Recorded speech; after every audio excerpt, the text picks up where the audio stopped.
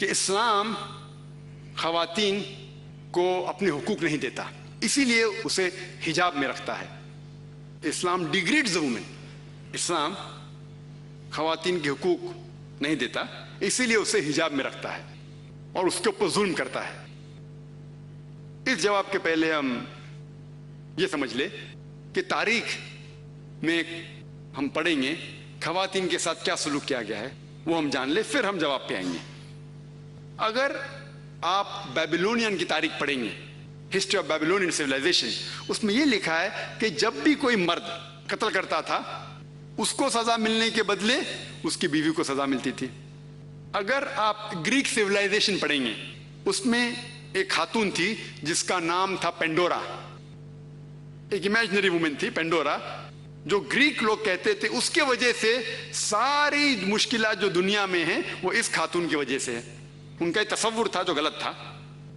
اور اس Greek civilisation میں خاتون کی عزت ہی نہیں تھی، ویشیا پنا کافی کامن تھا، عام تھا. اگر آپ رومن سیولائزیشن پڑھیں گے، اس کے اندر بھی nudity and prostitution was very common. ننگا پن اور ویشیا پنا بہت عام تھا. خواتین لوگ صرف مزے کے لیے استعمال کیے جاتے تھے اور چھوڑ دیے جاتے تھے.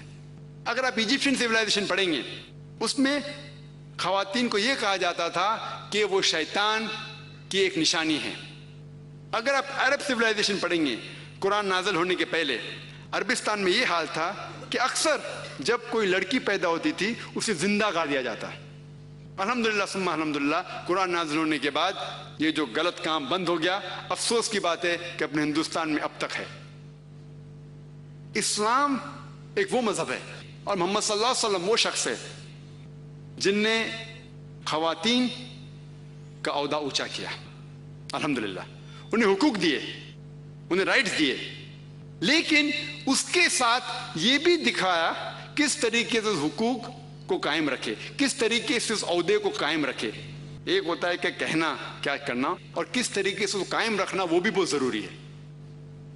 تو اسلام نے یہ بتایا کہ جب الحمدللہ خواتین کو اٹھایا گیا ہے اور کلی طور پہ عام طور پہ مرد اور عورت اسلام میں برابر ہیں. کچھ چیز میں مرد کا درجہ اونچا ہے، کچھ چیز میں عورت کا درجہ اونچا ہے، لیکن کلی طور پہ دونوں برابر ہیں. تو جب اسلام نے، قرآن نے عورت کا درجہ اٹھایا، انہیں یہ بھی چیز دکھائی کس طریقے سے اس سٹیٹس کو برقرار رکھے، اس عہدے کو برقرار رکھے. اور اکثر لوگ بات کرتے خواتین کے حجاب کے بارے میں. اللہ سبحانہ و تعالی قرآن مجید میں پہلے مرد کے حجاب کے بارے میں ذکر کرتے، پھر عورت کے.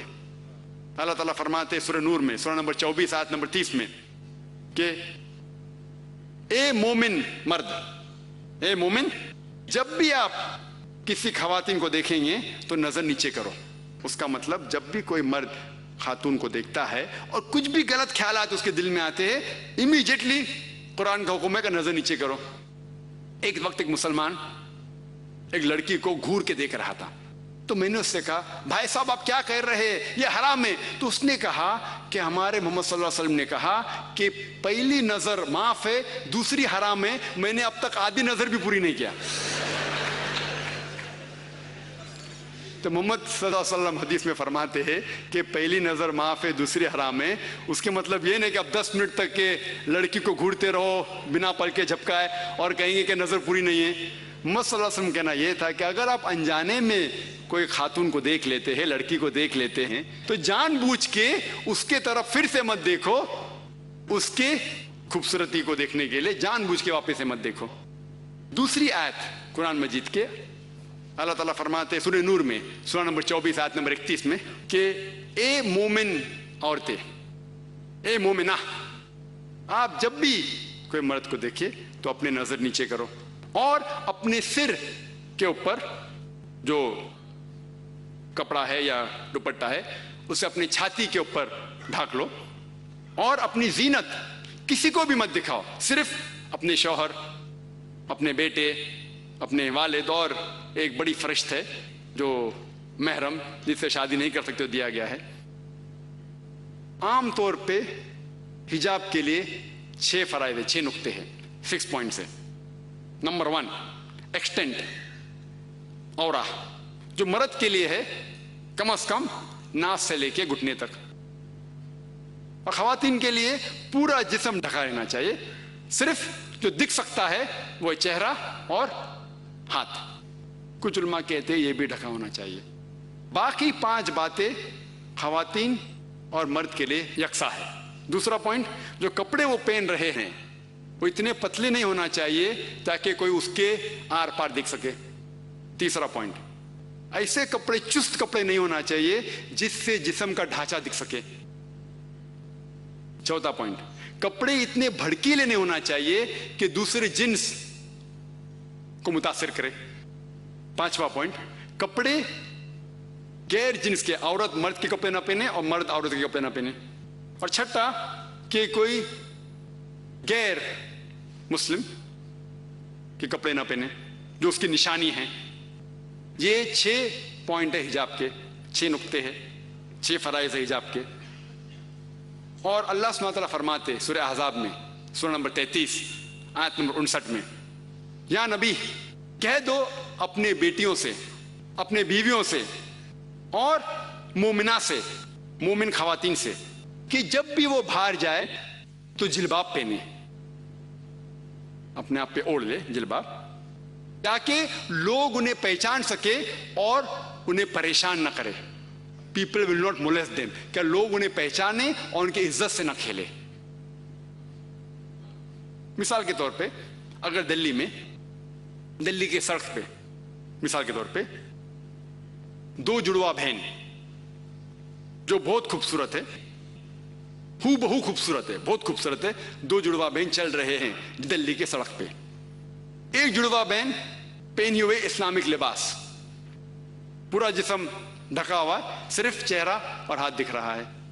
और दूसरी बहन पहनी हुई मगरबी लिबास, मिनी स्कर्ट्स या शॉर्ट, मगरबी लिबास तो मिनी स्कर्ट्स या शॉर्ट्स, जो तन को कम ढक रहा है और दिखा रहा है ज्यादा। और दोनों जुड़वा बहन अगर दिल्ली के सड़क, कनॉट प्लेस, अगर वहां चल रहे हैं और सड़क के कोने पे, किनारे पे एक लफंगा ठहरा हुआ है लड़की को छेड़ने के लिए, मेरा यह सवाल है कि वो लफंगा किसको छेड़ेगा? वो बहन को जो इस्लामिक लिबास पहनी हुई है, हिजाब पहनी हुई, क्या वो बहन जो मगरबी लिबास पहनी हुई है किसको छेड़ेगा? जो मगरबी लिबास पहना हुआ है। कुरान सही कहता है कि हिजाब खवातीन को महफूज रखता है और इज्जत बरकरार रखता है। और इसके बाद इस्लामी शरीयत ये कहती है कि अगर कोई आदमी किसी औरत का बलात्कार करता है, जब ज़िना करता है, तो उसके लिए सजाए मौत, डेथ पेनल्टी। बहुत से गैर मुस्लिम कहेंगे सजाए मौत, आज की तारीख में 21वीं सदी में सजाए मौत, कितना बेदर्द दीन है ये इस्लाम, कितना नागवार दीन है। लेकिन मैं सवाल पूछा हूं हजारों गैर मुस्लिम से, अब भी पूछ रहा हूं कि मिसाल के तौर पे खुदा ना करे कोई आपकी मां या आपकी बहन का बलात्कार करता है और वो बलात्कार करने वाले को आपके सामने लाया जाता है और आपको जज बनाया जाता है, आप क्या सजा उसे देंगे? और 100% मुझे जवाब ये मिला कि सारे गैर मुस्लिम ने कहा कि हम उसे सजाए मौत देंगे। कुछ गैर मुस्लिम ने यह भी कहा कि हम उसे तड़पा तड़पा के मारेंगे। तो जब आपकी कोई वालदा या आपकी बहन का बलात्कार करता है, आपको उससे सजाए मौत देने का है, दूसरी किसी बहन का बलात्कार करता है, आपके सजाए मौत गलत है। ये डबल स्टैंडर्ड्स क्यों? जो लॉ होता है ये क्यों होना चाहिए? अगर आप जानते, आज जो लोग कहते हैं अमेरिका इतनी एडवांस्ड मुल्क है, लोग उसकी तरफ देखते, आप जानते वो एक मुल्क है जिसमें ज्यादा बलात्कार होते हैं। एक मुल्क है जो नंबर 1 पे नहीं है, लेकिन जो मैक्सिमम रेप जितने दुनिया में होते हैं उसमें से एक मुल्क है यूएसए। एफबीआई के स्टैटिस्टिक्स के हिसाब से 1991 1991 के एफबीआई के स्टैटिस्टिक्स के मुतालिक उसमें लिखा गया है कि हर रोज अमेरिका में 1756 बलात्कार होते थे। 1996 के स्टैटिस्टिक्स के हिसाब से, 1996 के स्टैटिस्टिक्स के हिसाब से US crime department of justice, वो कहती है कि 1996 में हर रोज ऑन एवरेज हर रोज 2713 बलात्कार होते थे। 91 में 1756, 96 में 2713। अमेरिकन लोग और जरा ज्यादा बोल्ड हो गए और हिम्मत वाले हो गए। हर रोज 2713, यानी हर 32 सेकंड में एक बलात्कार होता है अमेरिका में आज की तारीख में। हम इस ऑडिटोरियम में लगभग 2 घंटे से हैं। 2 घंटे से, जब से हम इस ऑडिटोरियम में हैं, 200 बलात्कार अमेरिका में हो भी चुके होंगे। मैं आपको यह पूछना चाहता हूं, अगर हम इस्लामिक शरीयत लागू करें अमेरिका में कि कोई भी मर्द कोई खवातीन को देखे और कोई भी गलत तस्वुर उसके दिमाग में आया, उसे अपनी नजर नीचे करना चाहिए। उसके बाद खवातीन सारा जिस्म ढके, सिर्फ चेहरा और हाथ छोड़ के, और उसके बाद अगर कोई मर्द बलात्कार करता है, सजाए मौत। मैं ये पूछना चाहता हूं कि अमेरिका में बलात्कार की फीसद बढ़ेंगी, वही रहेंगी या घटेंगी? घटेंगी। आप इस्लामी शरिया लागू करो और इमीडिएटली आपको रिजल्ट्स मिलेंगे।